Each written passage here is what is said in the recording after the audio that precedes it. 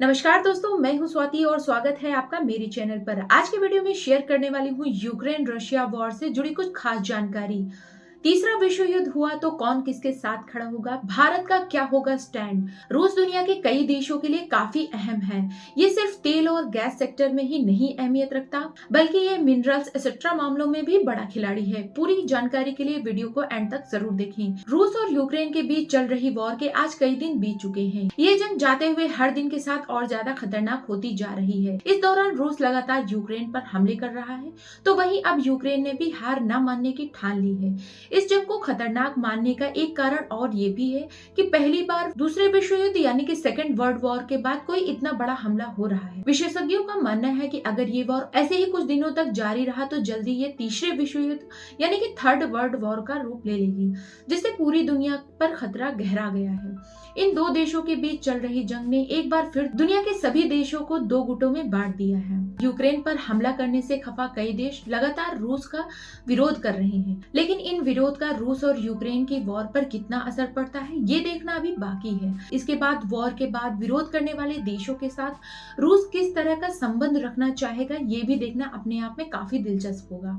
आपकी जानकारी के लिए बता दूं कि रूस दुनिया के कई देशों के लिए काफी अहम है। ये सिर्फ तेल और गैस सेक्टर में ही नहीं अहमियत रखता, बल्कि ये मिनरल्स और एक्सेट्रा मामलों में बड़ा खिलाड़ी कहा जाता है। ऐसे में विरोध किए जाने वाले देशों में इन चीजों की सप्लाई घट सकती है और दामों में इजाफा भी हो सकता है, ऐसा अनुमान लगाया जा रहा है। एक तरफ कोरोना महामारी ने ज्यादातर देशों की इकोनॉमी की कमर तोड़ रखी है।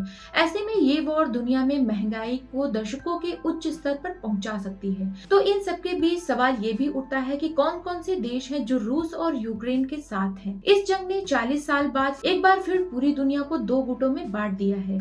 रूस की बात करें तो उसके सपोर्ट में आया क्यूबा सबसे पहला देश है। क्यूबा ने वॉर के दौरान बॉर्डर एरिया में नाटो के विस्तार को लेकर अमेरिका की आलोचना की और कहा था कि देशों को ग्लोबल पीस के लिए कूटनीतिक तरीके से इस मामले का हल निकालना चाहिए। वहीं दूसरी तरफ चीन भी रूस का सपोर्ट कर रहा है। चीन ने पहले ही कहा था कि नाटो यूक्रेन में मनमानी कर रहा है। इन देशों के अलावा कभी सोवियत संघ का हिस्सा रहे आर्मेनिया, कजाकिस्तान, किर्गिस्तान, तजाकिस्तान और बेलारूस भी रूस का साथ दे रहे हैं।